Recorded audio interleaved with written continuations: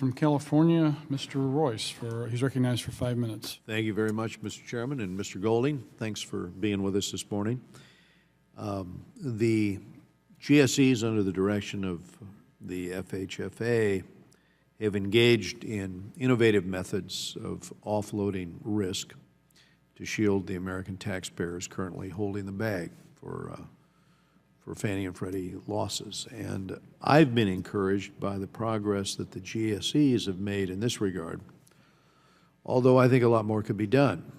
Risk sharing with the private sector is a way to slowly but quite surely remove the federal government's grip on the housing market and introduce private capital in a way that lets us better price risk and avoid a calamity. So it's my belief that the FHA has the authority to do risk share transactions, or at least co-insurance to reduce the risk. And we had a conversation with Secretary Castro here, and he told me we can find ways to introduce more private capital into the market. And I was going to ask, what are you doing to work with the private sector to reduce taxpayer risk and increase the role of private capital in mortgage finance, with an eye to avoiding the need down the road should troubled waters be ahead of avoiding any taxpayer-funded bailout? Thank you for the question. And yeah, I am aware of what the GSEs have done, some of their innovative products. As I mentioned before, on the multifamily side, we do risk sharing.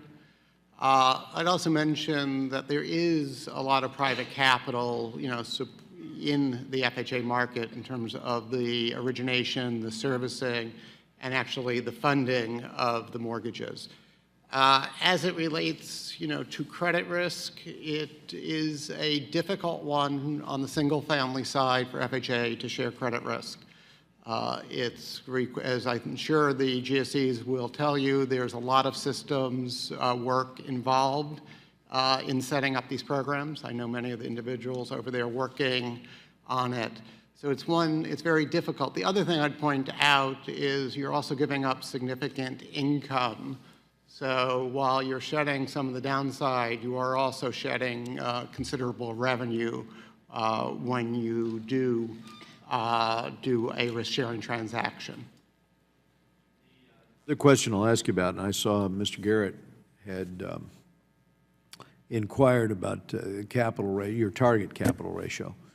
And I remember a conversation I had with Mark Zandi after he finished his book, and in particular, we were talking about the GSEs. And for FHA, the issue of a target capital ratio of 2%, I know you're looking at this. He felt that 4.5% was the proper capital ratio, at least 4.5. And so, since I know you're looking at analyzing where you go on that target, I would just suggest that I think with an eye toward experience, that would be a wise objective, and I just wanted to get your feedback on that. I've been looking at capital ratios for most of my career in the mortgage market.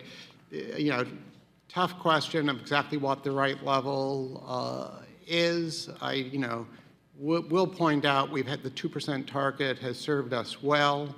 That while we came through the Great Recession, there was a mandatory appropriation. I think FHA came through, as all the mortgage of all the major participants in the mortgage market that I know of, FHA came through this crisis better than any of them did. So I do think that we have, the wherewithal. Again, these numbers, the way this 2% works, it's a projection of whether we're going to run out of cash in year 27. It's right. Not an immediate, cash need. We have lots of cash at hand. But be glad to continue the discussion of what a different target might be. Thank you, Mr. Golding. I'll yield back, Mr. Chairman.